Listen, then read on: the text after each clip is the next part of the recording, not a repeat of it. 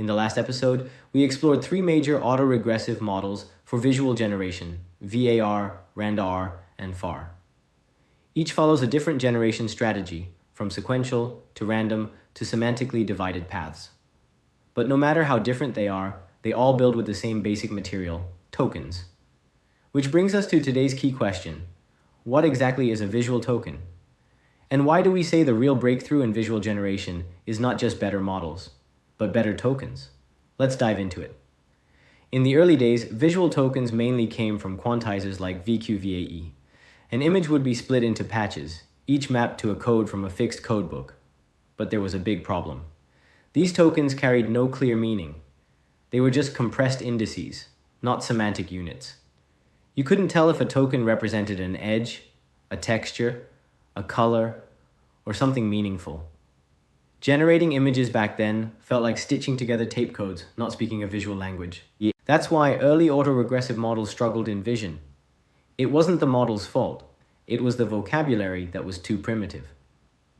Starting in 2024, a second wave of visual tokenizers began to emerge. The keyword, compositional. Now, a region is no longer represented by a single token.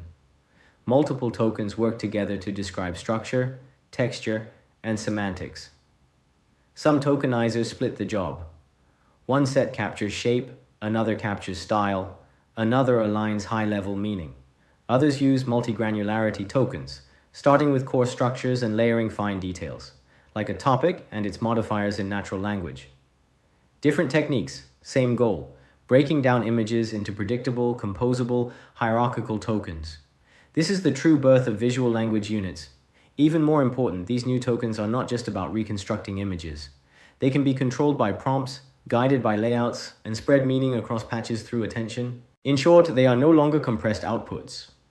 They are expressive building blocks. The shift from compression tokens to organizational tokens marks the start of the visual language revolution. And here's a question to leave you with.